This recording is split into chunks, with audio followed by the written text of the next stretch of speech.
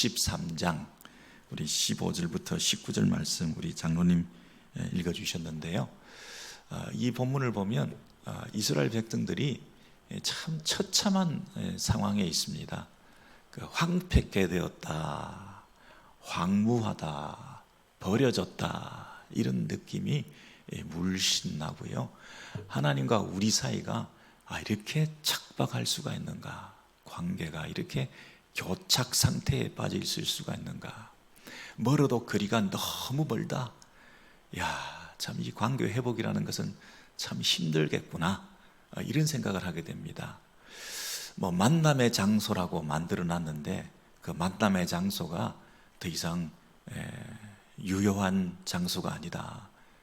그 만남의 장소라고 만들어 놓은 것이 들풀들이 무성하게 자라서 아무도 그곳에 오지 않는다, 그런 분위기입니다. 지금 조금 더 과격한 예를 들자면 남북 연락사무소가 폭파된 느낌입니다.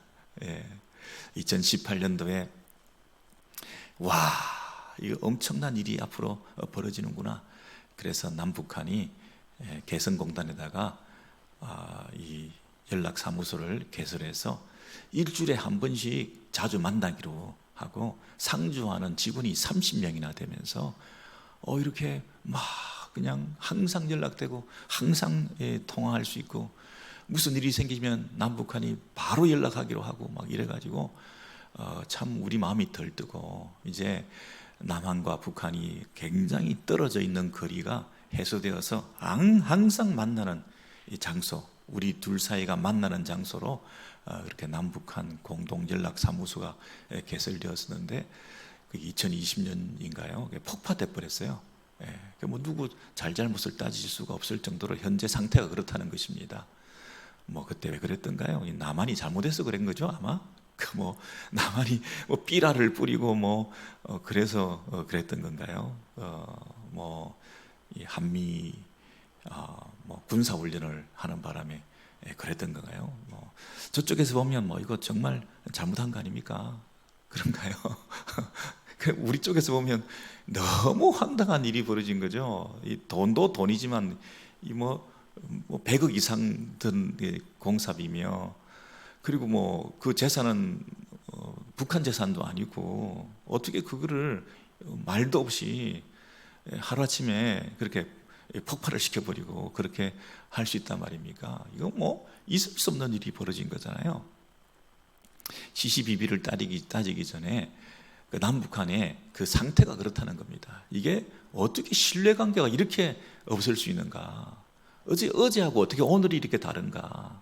그래서 한꺼번에 이 관계가 다 무너져 버리고 관계는 이제 더 이상 만남이 있을 수가 없고, 만날래야 만남의 장소, 연락의 사무소 이렇게 없는데 어디서 만납니까? 이산가족 상봉도 못하고 무슨 경제협력도 못하고 스포츠 교류도 해야 되고 경제적으로, 사회적으로, 문화적으로, 예술적으로 서로 만나서 좋은 그런 관계들이 있으면 풍성한 그런 만남이 이루어질 수 있을 텐데, 여러분, 하나님을 만나는 건 너무나 좋은 일이잖아요. 인생에 풍성한 일이 벌어지는 거잖아요. 근데 누가 잘못했는지 모르겠지만 어쨌든 성전이 파괴됐습니다. 하나님의 임재의 장소, 내가 너를 만나주겠다. 예배의 장소, 하나님을 만나서 예배함으로 주시는 그 은혜를 깊이 경험할 수 있는, 세상에는 없는, 여기만 오면 너무너무 좋아, 이곳이 있는 한 나는 정말 아름다운 삶을 사는 거야. 그 어디에도 없는, 다른 나라에도 없는, 이스라엘만이 누릴 수 있는 이 큰 축복, 이 신탁을 통해서 하나님께서 맡겨주신 이런 말씀을 받아들고 이 율법을 받아들고, 이거 어디에도 없는 하나님이 주신, 나에게 주신 그 말씀을 받고 또 하나님 앞에 나아가 예배하고 그 하나님을 섬기는 이 희열과 기쁨, 이거 얼마나 좋은 겁니까? 여러분, 이 성전이 파괴돼 버렸어요. 황무지처럼 버려진 땅이 되어 버렸어요. 만날래도 만날 수가 없어요. 그분의 임재를 경험할 수도 없어요. 예배하는 처소가 없는데 어떻게 제사 드리고 나아갈 수가 있단 말입니까? 이런 이 남북한의 교착 상태하고는 비교할 수 없는 이 거리감, 이게 얼마나 고통스럽겠습니까? 이 절망감을 이 시인처럼 이 이사야 선지자가 우리에게 말해주고 있는데요. 여러분 이사야 63장을 다시 한번 보시면 18절과 19절에 이렇게 그 상태를 말하고 있죠. 이사야 63장을 보시면요, 그 18절과 19절을 우리가 보시겠습니다. 주의 거룩한 백성이 땅을 차지한 지 오래지 아니하여서 우리의 대적이 주의 성소를 유린하였사오니 우리는 주의 다스림을 받지 못하는 자 같으며 주의 이름으로 칭함을 받지 못하는 자 같이 되었나이다. 여러분 이 18절 19절이 우리의 절망의 상태입니다. 첫 번째 보니까 우리는 적어도 주의 거룩한 백성이다. 그죠? 우리는 구별된 하나님의 백성들이다. 그런데 그 백성들에게 뭐가 있어야 됩니까? 땅이 있어야 됩니다. 땅. 나라를 구성하는 요소, 백성들이 있어야 되고, 우리 무리가 살 수 있는 땅이 있어야 되고, 땅이 있어서 땅을 차지했어요. 그래서 우리는 나라다, 이제 번듯한 주의 나라다 이렇게 생각을 했는데 그 땅을 잃어버렸어요. 땅을 잃어버렸어요. 가나안 땅을 차지하고 들어와 가지고 그 땅에서 영원히 살 수 있을 것 같았는데 오래지 않아서 주의 대적들이 주의 성소를 유린하였다. 이 나라는 신정 국가입니다. 그래서 이 나라가 해야 될 주의 백성들의 가장 첫 번째는 거룩한 처소에 나아가 하나님을 만나고 예배하는 곳입니다. 그래서 이 성소가 없으면 이 거룩한 백성의 그 의미가 없어지는 것입니다. 근데 성소가 무너졌고 19절을 보니까 그 나라를 구성하는 요소 중에 제일 중요한 것은 그분의 주권입니다. 그분의 통치권이 행사되어야 그 나라 아니겠습니까? 여러분 백성들이 있고 그리고 땅이 있어도 그분이 다스리지 아니하면 그분의 나라라고 말할 수 없습니다. 뭐 땅이 없어도 미국 땅에서도 한국의 대통령의 통치권만 있으면 이 미국에 있는 한국 대사관은 한국 땅이라고 말할 수 있을 관계고, 땅이 없다, 이 백성들이 없다 하더라도 무인도라 하더라도 통치권이 맺히면 그 무인도도 백성이 없는데도 그것은 그 무인도도 우리 땅인데, 그런 면에서 땅도 중요하고 백성도 중요한데 제일 중요한 것은 그분의 통치권이 미쳐야 되는 거 아닙니까? 그의 다스림을 느낄 수가 없어요. 우리는 주의 다스림을 받지 못하는 자 같으며 그랬습니다. 그러니 이제 더 이상 우리는 주의 백성이다. 이 주님하고는 상관도 없는, 주의 이름으로 칭함을 받지 못하는 자 같이 되었다. 주님과는 아무 상관이 없는, 주님을 덜먹일 수 없는, 주님에 의해서 우리가 불려질 수 있을 만한 관계성이 전혀 없는 이런 존재가 되어버렸으니 이런 버려짐이 세상에 어디 있냐, 이런 황폐함이 어디에 있느냐, 여러분 이런 낭패감이, 이런 절망감이 세상에 어디 있냐. 여러분 세 가지를 생각해 보십시오. 첫 번째, 우리는 주의 백성인데 첫 번째 뭐가 없습니까? 땅이 지금 없어져 버렸어요. 대적들이 와서 우리를 다스리고 있어요. 그 땅을 상실하고 쫓겨나고 포로되고 잡혀갔어요. 그리고 성소가 없어요. 주님을 섬길 수가 없고 예배할 수가 없어요. 그리고 그분의 통치를 느낄 수가 없어요. 그분이 우리를 다스려 주심을 전혀 우리는 경험할 수가 없어요. 그분이 이제는 우리와 함께하지 않고 다스리지 않고 명령하지도 않고 우리를 떠나버리셨어요. 뿐만 아니라 이제는 우리는 그분의 백성이다 이렇게 칭함을 받지 못하는 버려진 인생들이 되었어요. 이런 절망감 속에 있는 이 이스라엘 백성들에게 무슨 길이 있겠습니까? 무슨 방법이 있겠습니까? 지금 남북한을 생각하면 어디서부터 이 문제를 풀어가야 되지? 서로 힘을 과시하면서 막 열병식을 하고 막 군사력을 과시하고 막 없는 무기도 막 만들어내가지고 있는 것처럼 하고 막 밤에 막 군사 쇼를 해가지고 엄청난 이 위용을 과시하면서 힘을 자랑하고 어텐션을 받기 위해서 그래서 굴복하고 겁을 먹고 들어오라는 얘기인가? 무슨 얘기인가? 우리 편에서 뭐라고 해볼까? 사과를 전제하고 용서를 빌어야 우리가 그래도 만나주지. 그런 나쁜 짓을 해놓고 우리가 또 비굴하게 들어갈 수 있을까? 어디서부터 이 시작해야 되죠, 여러분? 다른 나라의 힘을 빌어볼까? 미국의, 일본의, 러시아의 어떻게 할 수 있겠습니까, 여러분? 여러분 같으면 남북 통일 문제를 어떻게 회복해 갈 수가 있겠습니까? 정권이 바뀌면 더 힘들지 않을까요? 서서히 햇빛을 비추어져 가지고 외투를 벗게 만드는 방법도 참 좋은 방법이었는데 과연 그게 버릇을 잘못 들여가지고 계속 원조만 받게 만들고 무슨 일만 있으면 돈 달라 그러고 잘못한 거 아닌가 이게?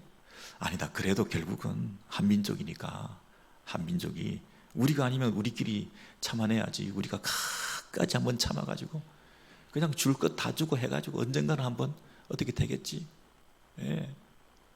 여러분 역대 정권마다 이 남북한 문제를 해결하기 위해서 얼마나 애를 썼습니까? 무슨 선언도 공동성명도 77선언, 74 공동성명, 6.15 선언, 판문점 선언, 그 통일 방안도요, 남북 공동체 통일 방안.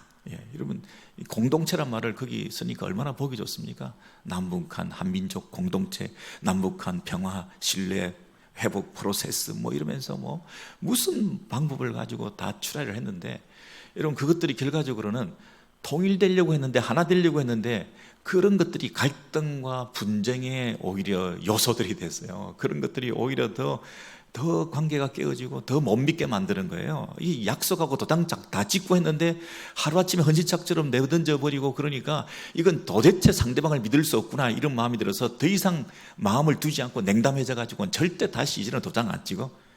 종이 조각 같은 그 문서가 무슨 소용이 있어? 힘으로 무리붙여야 돼. 이런 오히려 적게 쓰임이 생기고 더 불신감만 조성하는 그런 일이 생기지 않았습니까? 그러니까 이건 무력 통일해야 돼.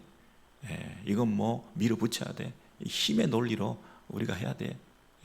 멸공 통일, 북진 통일 이게 더 옳았어. 이런 생각을 하질 않나.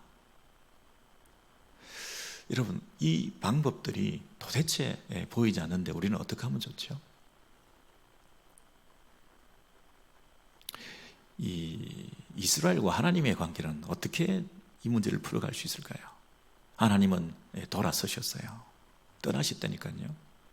더 이상 너희들하고는 함께하지 않겠다. 내 다스리지도 않겠다. 내 백성이라고 부르지도 마라.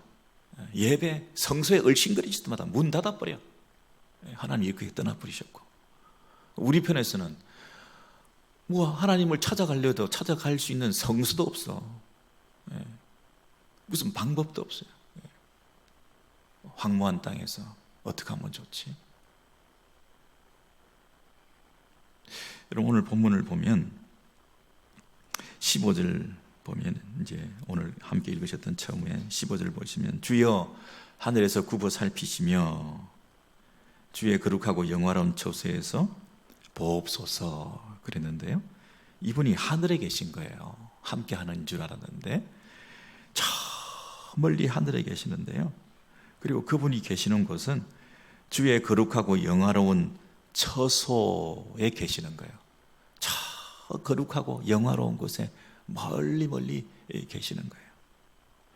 여러분 이 주의 영화롭고 거룩한 처소 이게 어떤 구절하고 대비가 되느냐 하면 여러분 64장으로 넘어가셔서 보시면요 10절 11절에 보시면 10절 11절 보시면 주의 거룩한 성읍들이 광야가 되었으며 시온이 광야가 되었으며 예루살렘이 황폐하였나이다. 11절 우리 열조가 주를 찬송하던 우리의 거룩하고 아름다운 전이 불에 탔으며 그렇죠. 여기 거룩하고 아름다운 전이 불에 탔다.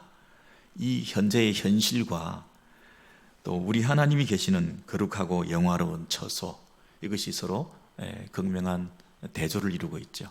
우리 현실은 이렇게 황폐한 땅에 있는데 당신은 저 멀리 거룩한 영화로운 곳에 계시는 그분이 과연 우리하고 무슨 상관이 있겠냐. 이 거리감이 너무나 크게 느껴진다. 그런데 이사야 선지자가 뭐라고 얘기를 하냐면 굽어 살피시며 그랬습니다. 굽어 살피시며 그리고 보옵소서. 그래서 그 관계의 회복의 실마리가 그분이 우리를 살펴주시고 우리를 보시면 불쌍히 여겨주시면 이 길이 열리지 않을까. 오직 거기에 관심을 기울이고 거기에 가능성을 두고 있는 거죠. 그래서 한글 성경에는 주여 이렇게 시작하고 있습니다. 15절에 주여 위에서 우리를 내려봐 주십시오. 그러니까 여러분 우리 편에서 막 노력해서 올라가서 이 문제가 해결되는 게 아니라 그분이 일방적으로 하향적으로 베풀어 주시고 찾아오시는 것 외에는 방법이 없다 이렇게 생각을 한 거예요. 바벨탑식 통일운동이 아니고요, 우리 편에서 힘을 합쳐서 남북한이 잘해보자 하고 막 추구하고 우리끼리 힘을 합쳐서 손을 잡고 열심히 해보자, 잘 될 수 있을 거다, 그렇게 해서 노력해서 올라가는 바벨탑식 상향식 통일운동이 아니라 오순절식 성령운동으로 일방적으로 하나님께서 어느 날 우리에게 베풀어 주시는 방식으로 선물로 주어지는 방식으로 이 통일이 이루어지지 않고는 다른 방법이 없구나 하는 것입니다. 하나님의 회복, 하나님의 도우심, 하나님의 개입, 하나님의 인도하심과 하나님의 돌이키심, 우리의 문제는 하나님의 돌이키심에 있는 거다. 그래서 하나님 보시옵소서. 우리 형편을 지금 얘기를 하는데요, 15절 하반절에 보시면 주의 열성과 두 번째는 주의 능하신 행동이 이제 어디 있나이까. 주의 베푸시던 간곡한 자비와 긍휼이 내게 그쳤나이다. 그럼 세 가지를 얘기하고 있습니다. 첫 번째는 주의 열성, 두 번째는 주의 능하신 행동, 그리고 세 번째는 주의 간곡한 자비와 긍휼. 이 세 가지가 지금 없다, 그쳤다. 여러분 저를 보셔요. 우리가 서로 관계가 좋을 때는 뭐 남녀 관계라고 생각을 해보십시다. 정말 그 뜨거운 마음이 있을 때는 열정, 열성이라는 말은 이제 그 질투하시는 하나님이거든요. 뭔가 사랑이 막 있을 때는 그 배타적인 사랑이거든요. 그 열정적인 그 질투하는 마음이 있는 게 당연하지 않습니까? 그런 열정. 두 번째는 능하신 행동. 주의 능하신 행동. 이건 힘, 능력, 용맹스러움, 어떤 이 섬김과 베풀음에 있어서 주도권을 가지고 행하시는, 그 뭐든지 그 사랑하는 대상을 위해서 베풀어 주시는 그 사랑의 열정적인 모습이 느껴지는 그런 힘이 있는 이런 관계가 되어야 되는데 그런 게 전혀 없어요. 그리고 세 번째는 간곡한 자비와 긍휼. 하나님의 우리를 향한 간곡한 자비와 긍휼. 이것은 뭐냐면 간곡하다, 간절하다라는 말은 그 내장의 요동함, 이런 그런 표현 아시죠? 애끓는 내 마음 안에 있는 그 모든 것들이 정말 뭐라고 표현할 수 없을 정도로 안타깝고 애절하고 긍휼한 마음을 가지는 그런 간곡한, 사랑하는 관계에 있어서 이 간곡함, 정말 들끓는 마음속에 그 애정을 느끼는 열정, 그런 질투하는 마음과 그 다음에 뭔가를 다 해주고 싶은 그런 힘을 발휘하는 그런 마음과 그리고 마음에서부터 요동하는 그 간절한 상대를 향한 그런 애끓는 긍휼함과 불쌍히 여김과 그런 사랑의 마음, 간곡한 자비와 긍휼과 사랑, 예? 이게 있어야 이 둘 사이의 관계라는 게 정상적인 관계고 사랑하는 관계고 제대로 사귐이 있는 관계고 그렇다는 거예요. 불쌍히 여기지도 않고 애정도 없고 질투하는 마음도 없고 상대방이 어떻게 되든 상관도 없고 그냥 버려져 있는 것 같고 아무 우리하고는 상관이 없는 그런 관계는 이건 제대로 된 정상적인 그런 사랑의 관계가 아니다. 하나님과 우리 사이가 지금 그렇게 되었다는 거 아닙니까? 식었다는 겁니다. 다 거쳤다. 그 열성이 어디 갔습니까? 그 자비와 긍휼이 내게 지금 어디 있습니까? 이런 현재의 상태에서 우리의 관계를 회복할 수 있는 방법이 뭐가 있겠습니까? 그랬을 때 16절에 보시면 주는 우리 아버지시라, 이 한마디에 모든 게 담겼습니다. 주는 우리 아버지시라. 아브라함은 우리를 모르고 이스라엘은 야곱은 우리를 인정하지 않을지라도 여호와여 주는 우리의 아버지시라. 상고부터 주의 이름을 우리의 구속자라 하셨거늘. 여러분 여기에 주는 우리의 아버지라를 두 번 이렇게 줄을 치시고요. 주는 우리 아버지시라. 여호와여 주는 우리 아버지시라. 그리고 우리의 구속자라. 여러분 여기 반복되고 있는 단어가 우리라는 단어입니다. 이것은 공동체적 단원이다. 공동체적 단원이다. 개인적인 그런 절규도 포함되었지만 그 공동체 안에 한 사람도 예외 없이 우리 각자가 이 공동체를 생각하며 하나님의 은혜를 구하는 이 단원의 노래를 부르고 있다.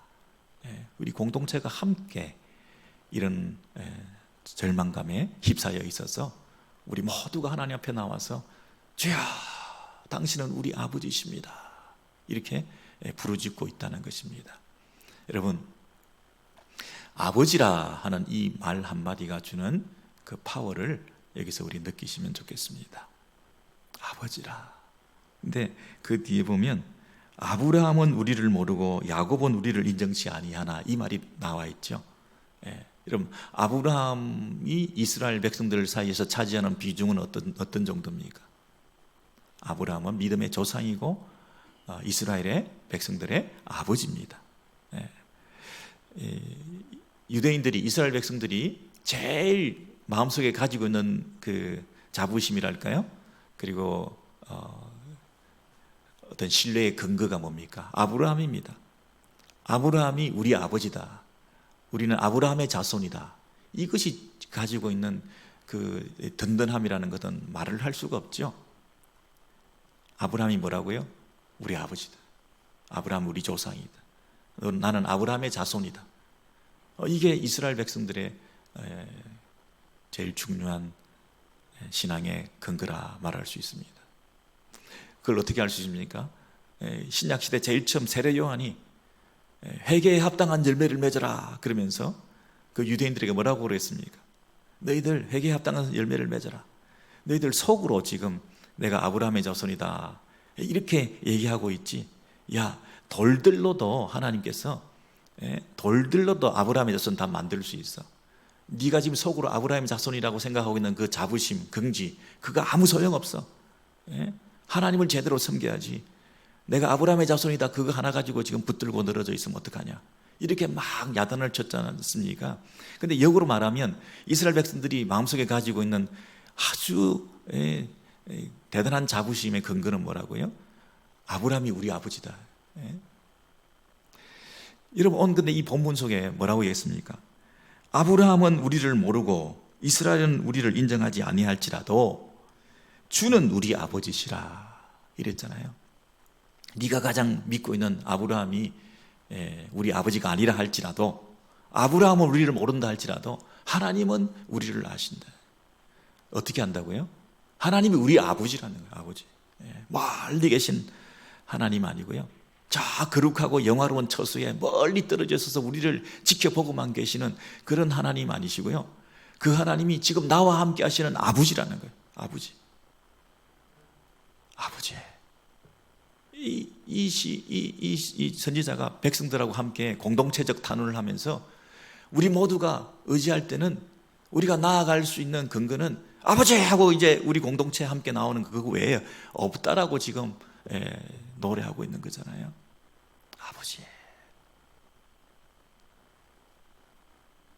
이스라엘 백성들이요, 사실은 면목이 없습니다.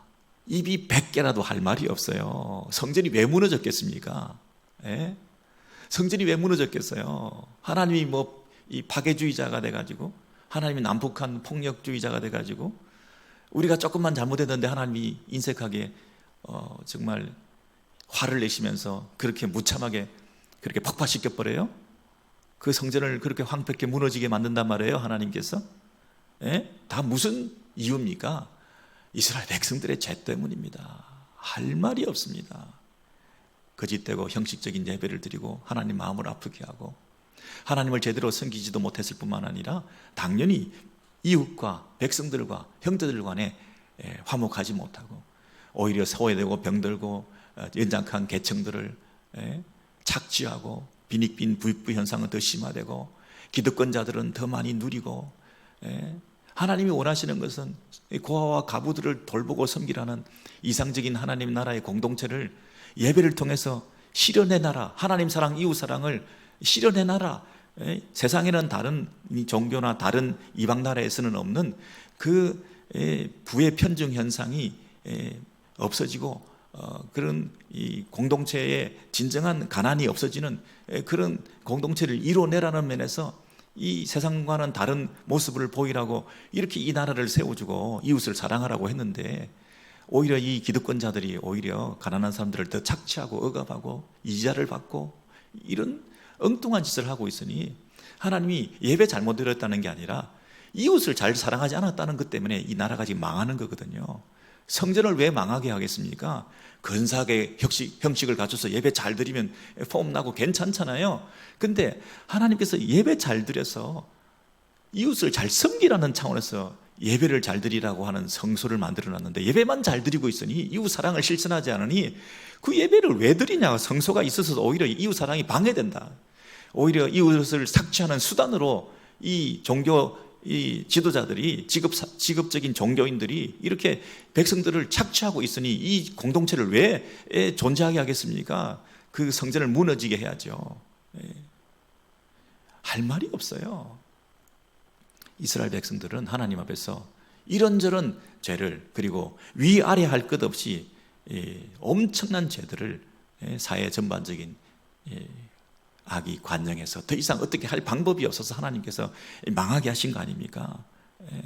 그러니까 우리들 쪽에서는 뭐라고 할 말이 없어요. 입이 100개 있어도 그 하나님 앞에 나가서 할 말이 없다니까요. 우리를 어떻게 해달라고 할 수 있는 어떤 근거가 전혀 없다니까요. 그때 딱 한 가지 할 수 있는 말이 있다 그러면, 딱 한 가지 내뱉을 수 있는 단어 하나가 있다고 한다면 아버지라니까요.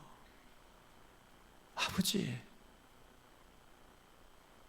그 아버지의 사랑 때문에 그 자녀들을 버릴 수가 없으니, 우리가 이렇게도 잘못했는데, 이렇게도 실망시켜드렸는데, 이렇게 그 땅을 차지할 수 있도록 해주시고 성소를 허락해 주셔서 예배할 수 있게 하시고 그 나라를 세워나갈 수 있도록 하나님의 주권과 통치, 하나님의 영광과 찬송, 감사와 기쁨, 여러분 이렇게 이웃을 섬기며 하나님을 섬기며 살 수 있는 길을 열어주셨는데, 그거 안 하니까, 못하니까 이 나라가 망하지 않았습니까? 그럼에도 불구하고 면목이 없지만 그래도 그분 앞에 나아가서 우리가 할 수 있는, 입을 열 수 있는 단어 한 가지는 뭐냐면 아버지, 우리 아버지요.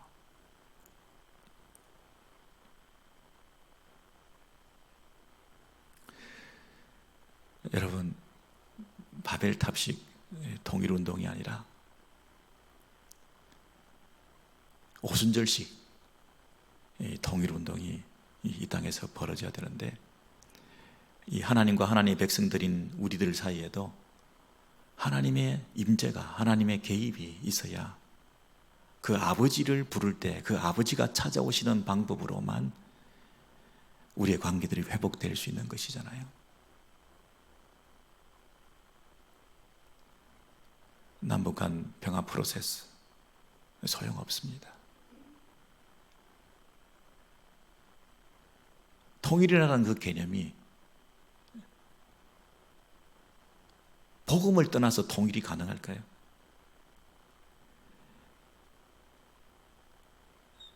성경에서 말하는 통일의 개념이 뭔가요, 여러분?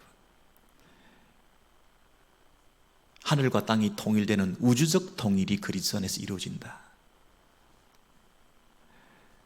여러분, 우리가 날마다 고백하는 게 뭡니까? 뜻이 하늘에서 이루어진 것 같이 땅에서도 이루어지다. 하늘에서 하나님의 통치권이, 주권이 하늘에서 이루어진 것처럼 땅에서도 하나님의 통치권이, 하나님의 주권이 실현되어서 그 하늘과 땅이 통일되게 하려 하심이라. 이것이 이 성경에서 말하는 통일의 원리인데, 적어도 우리 그리스도인들이 이 통일 운동에 대해서, 하나됨에 대해서 얘기를 할 때 그 개념을 떠나서 정치적으로 어떻게 교류를 활성화해서 서로 서명을 해가지고 하나 될 수 있겠다고 막연한 기대를 가지고 그것에 목을 매달고 정권 바뀔 때마다 어느 쪽에 줄을 서고, 이 그리스도인들이 정권 바뀔 때마다 이 정치에 관심을 너무 많이 기울인 채 그것이 마치 우리의 소망인 양, 우리의 유일한 기대인 양, 그것이 우리를 행복하게 할 수 있는 유일한 방안인 양, 여러분 그런 개념으로 아주 천박하게 신앙생활하면 곤란하죠. 이 나라, 이 시대, 이 정권, 이 역사라고 하는 것이 누구의 손에 있는가? 남북한이 아무리 애를 써도 되지 않습니다. 인간끼리, 사람들끼리, 정부끼리 아무리 애를 써도 되지 않습니다. 적어도 제일 안 될 것 같은 방법 한 가지를 우리가 끝까지 붙들면서 우리 교회가 그래도 붙들고 나아가야 되는 한 가지 길은, 하나님 우리 아버지께서 이 나라 이 민족을 불쌍히 여겨달라고 하는 것 외에 다른 방법이 없습니다. 예수 안에서, 복음 안에서 남북이 통일되게 해달라고 그렇게 얘기를 하면 코웃음 치면서, 야 무슨 우리가 그렇게 정치적으로 외교를 동원해서 아무리 애를 써도 안 되는 이 문제가 교회에서 남북 평화적으로 복음 안에서 통일되게 해달라고, 예수 통일로 그게 가능한 일이냐? 말도 안 되는 소리라고 그렇게 우리가 핀잔을 들을 수 있지만, 그래도 할 수 있는, 가능할 수 있는 유일한 길 하나는 복음 통일입니다. 예수 그리스도가 우리의 마음에 찾아와서 우리 안에 그 통치가 실현되어지고, 뜻이 하늘에서 이루어진 것처럼 땅에서도 이루어지는 것처럼 북한 땅에 하나님께서 통일의 그 기운을 일으켜 주시기 위해서는 그 북한 땅에 복음이 들어가야 됩니다. 이런 북한 땅이 땅끝인데 복음이 전해질 수 있는 방법이 없으니까요. 복음은 전해져야, 전하는 자가 있어야 듣는 자가 있어서 말씀을 듣고 믿음이 생길 텐데, 북한에 전할 사람도 없고 듣는 사람도 없는 이런 관계에서 오죽하면 하나님께서 탈북자들을 보내주시겠습니까? 끄집어내와가지고 복음을 전할 수 있는 기회를 주셔서 그들이 다시 북한에 들어가기도 하고, 이제는 SNS가 발달하고 통신수단이 발달해서 북한에 동영상도 보낼 수 있는 그런 시대가 됐어요. 그래서 무슨 방법을 통해서도 하나님께서 이 북한에도 복음이 들어가고 남한 교회들이 새로 회복되어서 예수 안에서 무슨 방법을 모색하는 이 일에 우리가, 교회는 그래도 적어도 목숨을 걸고 이 통일에 대한 관심을 가지셔야지, 크리스찬들이 남북 통일 문제에 대해서 다른 방식으로 정부에 너무 기대하고 있다는 것은 조금 부끄러운 노릇이라는 것이죠. 여러분, 오늘 제가 예를 들다 보니까 남북 통일 문제를 가지고 예를 들었는데, 성경적으로 볼 때 우리가 하나님과 우리 사이의 관계를 회복하는 것은 하나님이 우리에게 주시는 은혜로 가능한 일이고, 우리가 그 하나님 앞에 나아가 이 길밖에 없습니다. 아버지, 그 아버지를 부르짖는 길밖에 없습니다. 그렇게 할 때 여러분 16절에서 15절에서 주여 하늘에서 우리를 굽어 살펴달라고 했던 그 부르짖음이, 여러분 64장 1절에 가서 보시면, 64장 1절에 가서 보시면 그 위에 계셨던 그 하나님을 원컨대 64장 1절에 보시면 주는 하늘을 가르고 강림하시고, 그랬잖아요. 예? 그 하늘에 계신 그분이 하늘을 가르고 내려오셔서 이 땅에 강림하시고, 예. 그리고 3절 보시죠. 3절 보시면 주께서 강림하사 우리의 생각 밖에 두려운 일을 행하시든 그랬잖아요. 예? 4절에 보면 예로부터 들은 자도 없고 귀로 깨달은 자도 없고 눈으로 본 자도 없다. 이 하나님께서 하시는 그 방법은 우리 생각 밖에 이 일을 행하신다는 것입니다. 여러분, 우리 생각 밖에 하나님께서 강림하셔서 하늘을 가르고 내려오셔서 이전에도 들은 적도 없고 본 적도 없었던 그런 일들이 우리 안에 유일하게 일어날 수 있는 그 기대를 가지고 우리가 아버지를 부르짖을 때 주께서 이런 은혜를 허락해 주실 수 있다.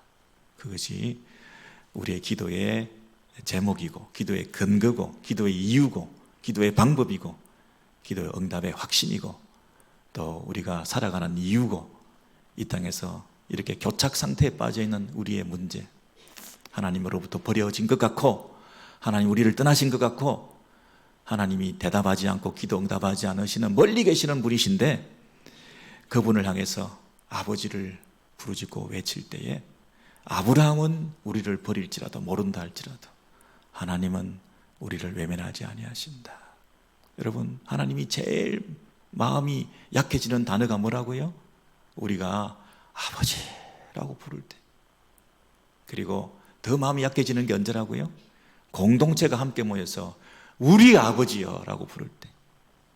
예수께서 너희는 이렇게 기도하라. 하늘에 계신 우리 아버지여. 그렇게 기도하라고 하셨잖아요. 그 기도만이 우리가 살 길이다.